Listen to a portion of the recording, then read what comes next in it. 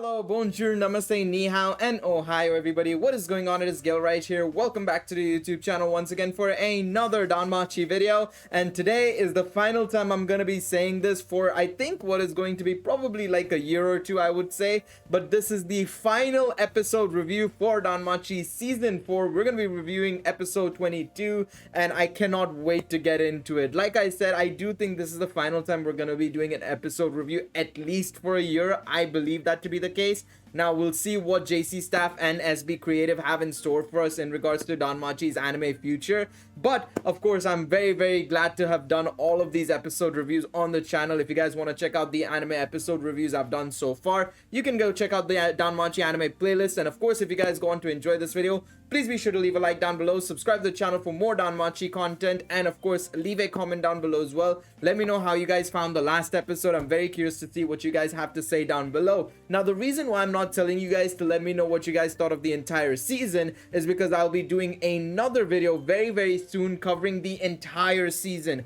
I'm going to be reviewing the entire season from episode 1 to episode 22. It'll probably be like a 40 to 45 minute video, but I want to try and do like a full-on season review for Danmachi Season 4. So be sure to check that out. I think that will probably drop on like Monday or Tuesday. It depends on how much time it'll take to record the voiceover and of course get it edited down and just gather my thoughts on the entire season, right? Maybe it might even take longer because I actually might want to rewatch the entire season in one shot, in all honesty. So I'm just letting you guys know there will be a video on that in the near future, a full season review. But today, we're going to dedicate ourselves to episode 22 alone, and we're going to be talking about how I felt about the episode, and we're going to go on to the Reddit page then and see what the anime watchers have to say this time round, because of course I decided to actually look at the light novel readers section, and I was expecting them to drop spoilers about volumes 16 to 18, and they were literally doing that. So I decided to just jump over to the anime watchers page instead, and I'm going to see what they have to say about this episode.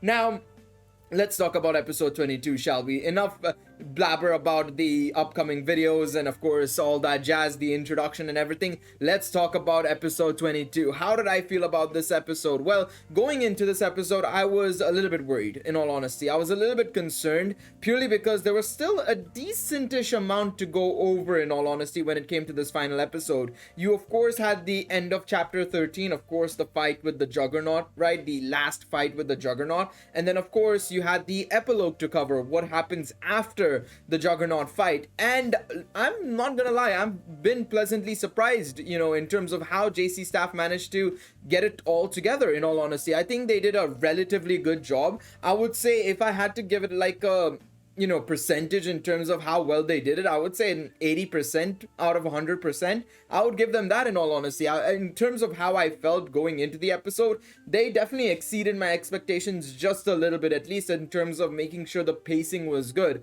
Now, let's talk about the first half of the episode, which was, of course, the fight against the Juggernaut, right? Of course, that was something that I was worried about a lot, to be quite honest. I knew they would nail the epilogue, to be quite honest. I was expecting the epilogue to be done extremely well. I was a little bit more worried about the Juggernaut fight, to be quite honest, because I was expecting them to chop it up even more so than it already was in the light novel. Now, I know a lot of people might be wondering, well, the Juggernaut fight felt a little bit short, right? It was 10 minutes, well, technically 8 minutes, because of course the OP is also mixed in there, right? And the OP is like a minute and a half, right? So the Juggernaut fight was actually like about 8 minutes long, basically. And if you also exclude the Elise, Ryu, and the Astrea Familia scene that we had right at the start of the episode, it's probably around 7.5 to 8 minutes long at most, right? So that is something that's actually a byproduct of the light novel as well. The light novel as well has a very short fight as well, to be quite honest. In terms of the Juggernaut fight in the light novel, the last fight was pretty short as well. The only thing I would say that the anime could have done better, in all honesty, and this is probably my main nitpick for this episode, is probably that they could have removed the OP and added a little bit more of Bell versus Juggernaut fight scenes in there, to be quite honest.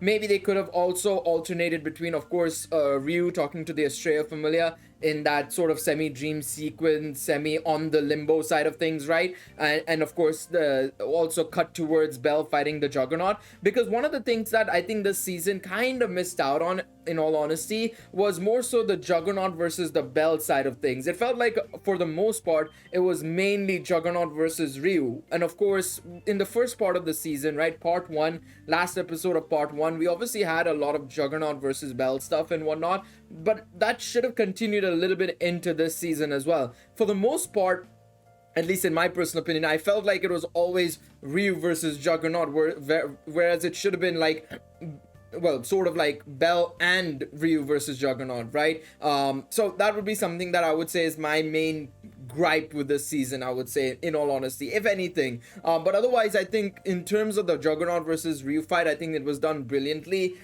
Maybe they could have done more explanations as well for Belle's Rasengan, basically, let's be real, or the Luvia move, right? With the orbs flying around her and the way she did it, basically, because in the episode she talks about like, I learned your moves, I know what you're capable of doing, right? And the way she does it, basically, and to explain to you guys exactly how it works, is that she launches 37 orbs basically towards the Juggernaut, but she saves 10 basically, right? And then from there she uses those 10s to manipulate the Juggernaut basically, and then of course use the Rasengan at the end basically. That's exactly how it works effectively, right? Exactly is a little bit of a stretch, but I would say for the general gist, that is the way it works basically, and that is the way it was described in the light novel. So it was a pretty good way of showing it, but I do believe that maybe explaining it a little bit while also, you know, bring to life all the Estrella Familia members in that fight sequence, I think would have been a good way to go about it. But that's okay. I think it's not too something to consider too much, because they did, you know, show the 10 orbs as well. The fact that she didn't launch those, she still had those in her back pocket as well, right? So I think that was a good way to go about it, I suppose, still, to be quite honest. And then of course we had the epilogue sequence, right, which, in my personal opinion, really well done, in all honesty, really well done. They of course had the whole scene with, you know, Ryu's outfit just you know, dropping up basically you know, falling apart effectively right as she goes to meet Belle. I love the fact that they kept the Amit scolding Hestia and Lily sequence as well. That was good. The sound effects during that sequence was also brilliant, to be honest. I think that was really well done. But overall, I think the epilogue was handled extremely well. I love the fact that they added the date sequence and stuff like that. It was all well and good, in all honesty. It was done very, very well. I think also one thing I really liked that they did was Orario's appearance was definitely way better in this episode, or this iteration, in my personal opinion. I feel like that's something that I feel like we've missed out on, even when we've been on a huge focus towards the overworld sequences, right, in seasons 2 and seasons 3. I feel like those kind of are missed in those seasons, but in this season, especially at the last episode, they did a good job with it, I think. So overall, this episode did relatively well. I would say if I had to give this episode a number, it's definitely a 7 out of 10 or an 8 out of 10, in all honesty. Like I said at the start of this episode, they knocked it out of the park in terms of my expectations, because I was not going in with some high expectations, to be quite honest. I was a little bit worried. But it was above average compared to the normal standard of JC staff from previous seasons and their inconsistencies. I think they still did a great job with it, and I'm hoping that SB Creative and, you know, the committees in the future are capable of giving them a lot more money effectively and a lot more budget, because I genuinely believe JC staff loves this project. It's just that, well, you can tell that they aren't able to keep it up to a consistent level or go beyond that consistency, because they're not getting the finances to be able to do that. Not to mention they outsource a lot of their materials anyways, but like, yeah, it's a byproduct. It's a byproduct of obviously not being given enough budget to be able to hire the best talents to be able to work on Danmachi. So that's something that I wish, you know, in the future that they would improve, but it's something for the future. We'll hope to see what they do with seasons 5 onwards, whatever they plan on doing next, because we still don't know. I thought they would have made an announcement for a new anime season, or probably something else, maybe something from Danmachi Memoria Freese, or Sword of Rotoria, but they didn't do anything. So I hope that we don't have to wait for another like 2-3 years probably for another season. I hope they actually work on something in the meantime. Anything will work. In all honesty, I really wish they go back to Sword of Rotoria and fix it, to be quite honest. That would be amazing if they do that. But yeah, let's go and look at the Reddit now, and let's see what everybody has to say down below. So best season of the anime by a long shot. Satisfied enough with the ending, though I had to hope for more. Looking at some of the spoilers for the latest volumes, I'm just wondering what Omori does have up his sleeve that can possibly make Ryu fans like me jump to the ice boat. Personally, really hate that he made such a good and natural relationship progression that's destined to come fruitless. My man better keep his promise about the Ryu if story. I'll be really disappointed. Yeah, the Ryu, there is a Ryu if story coming as well, by the way. It is going to be part of the Blu-ray DVD. I'll probably cover it when we get some translations going for it, but it is going to be part of the Blu-ray DVD for this season. So fingers crossed that Ryu if story is going to be a banger, to be quite honest. Fingers crossed. At least that'll hold Ryu and Bell fans together, while, you know, in the main series they're still going to cover Ice, to be quite honest, which is, it's a damn shame, because I definitely get everybody's perspective of the fact that, you know, Bell and Ryu's progression in a relationship has been far superior than Ai's. I would even go as far as to say any of Bell's relationships with female characters have been far superior compared to Ai's, to be quite honest. Outside of a couple of others, I think Bell and Ai's relationship has probably been one of the lowest, to be quite honest. So it's very hard to, you know, lean towards that when it's just there are so many better female characters in terms of a relationship with Bell, right? So we'll have to wait and see on that front for sure. But yeah, let's see. Okay, let's carry on. It's pretty much just going to be the case of like Ryu if story and stuff like that. Don't let him get away. Who said that at the end? It was Elise. It was Elise saying that at the end, basically. The novel specified it, but if you listen closely, you can hear voice actors apart from the others. That is true as well. It is very true. All right, let's move out. Then that was a great final episode. They finally got out of the dungeon. Loved when Ryu-san summoned her dead sisters as a wind spirit bombs. Even doing it was all in her head. True. Sundar Elf Date. Come on, Ryu-san, you're clearly in love with Bell. While I love that Ryu could get closer and destroy the Juggernaut, I do want to. I kind of wanted to see a little bit of the classic reinforcement shonen scenes do with the cat girls. Like we see these cat girls for the whole season going down to help, and they basically got to punch a snake once. That is true, but I do think that one thing that they did in this episode that they actually didn't do in the light novels, if my memory serves me correct. Because if I remember correctly, in the light novels, we only get to see the Xenoses come and see them needing to be rescued. But this episode, we kind of actually got to see the actual familiar members and everybody go down and actually see them and interact with them before they bring them back up to the overworld, to the Orario and Babel treatment facility, right? I think that's something that's actually an anime original, if I'm not mistaken, because I don't think that was in the light novel. I am pretty sure that's not in the light novel. I think so. I think so. Don't know if this is the right place to ask, but what level is Bell Cornell after this episode? Came to ask the same thing. Was hoping that they'd sneak that in somehow, but it didn't really fit with the later part of this episode, and without the next season being announced, it left me hanging. Someone with light novel knowledge may know and be able to explain, but from what I've been able to Google, if I understand correctly, the context for the answer may come with spoilers of future stuff. That is true. Volume 15 is where we get to see his status get updated, but at this point, right as the episode ends, he's still technically level 4. That is the best way to put it. Level 15 is where you get to see his status update, so you'll only see in that light novel basically whether or not he gets the level upgrade. Now, I don't know if JC staff will do volume 15, to be quite honest, because for some reason, whenever it comes to these intermission sort of light novels, it's the same thing with volume 8. They just don't do it for some reason. I don't know why. I would prefer it if they gave extra episodes to cover those light novels, but I don't know why the SB Creative and the production committee doesn't go for those things, but I guess it's also because they're more slowed down. They're very their pace is very slow. It's a lot more world building, it's a lot more character development, which I'm okay with, but I get it because of the general audience, you know, and it's an action show as well. At the same time, they want to keep the pace up when necessary rather than it being like 6 episodes of very slow pacing, right? So I get it, but it's something that I do think that they need to do basically. So yeah. All right, let's scroll down. I was personally hoping for a bit more wrap up, but all in all, a good episode. I can see that. I can understand that a little bit, but that's something I think, again, like I said, it's part of the light novel. I think the light novel was also just like this. The ending was very swift, in my personal opinion. I think it was done well. Personally, I didn't have any issues with it, but I get it as well at the same time, where maybe there could have been a little bit more in terms of everything, maybe more on Belle's side versus the Juggernaut, of course, in the anime version at least, maybe a little bit more in regards to the Rudra familia and stuff like that, but that's just how it is.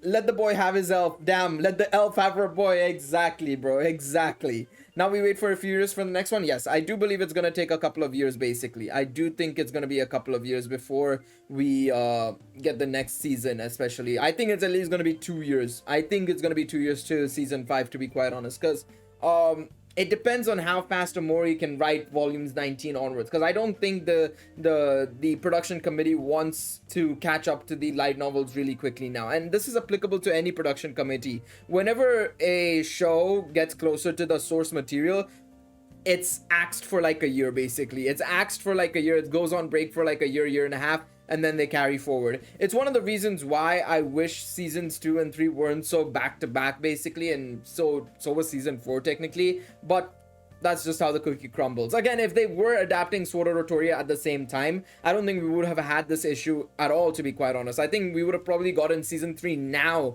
I think, if I'm not mistaken, if we got Sword Art Toria in between, probably, I would say. And assuming they'd followed the same pattern of actually doing 2 cores, even for season 3, but yeah. Let's see what else is here. The episode was great right up to when the former Astrea Familia appeared with Ryu and started fighting the Juggernaut. It was a huge distraction that completely killed the suspense and excitement. Ryu finally defeating the Juggernaut using her magic should have been as great as the Minotaur fights, but that just ruined it. I don't know about that.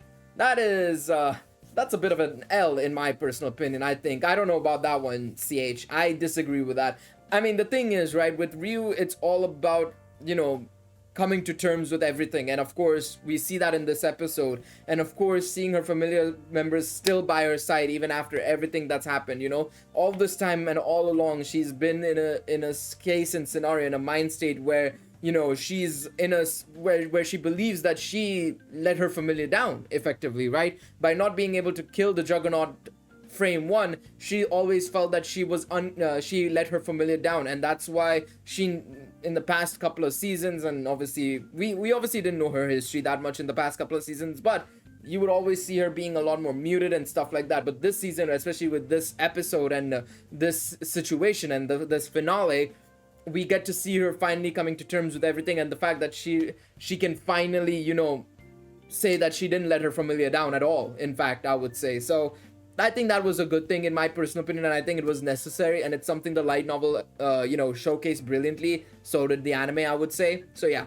Also, they did nothing with the rescue party and how they got to the deep floors. Even a short 3-minute scene with the group fighting monsters on their way to Belle would have been good enough. They did that a little bit more in the Danmimo side stories. Crazy Plate mentions that, but yes, if you want to get into more details about that, it is in the Danmimo side stories. But in my personal opinion, I mean, for the most part, they were being helped by the Xenoses, and of course, you know, they were also a full party again. They were somewhat in a better situation after the whole thing. I think, you know, just them fighting monsters, I mean, we kind of know how it would have gone. They had so many, you know, higher level characters now. Aisha was there, Tsubaki was there, Anya, Chloe, Lunor, everybody was there. So in all honesty, the deep floors were gonna become a little bit easier anyways once they came into the party and stuff. So I don't think it was really necessary in my personal opinion. The season was the best so far and the episodes were great. The actual climax of the season was ruined, very disappointing. That's a no. Really? Out of everything, that was what ruined it? Nah. If anything, I understand if people say that the Colosseum scene, right? I think the Colosseum episode was probably, I would say, for what it should have been, probably the weakest episode in terms of the adaptation to the actual material, right? Even I was pretty disappointed with it, even though people said that I was being too nice to it still. But I do think that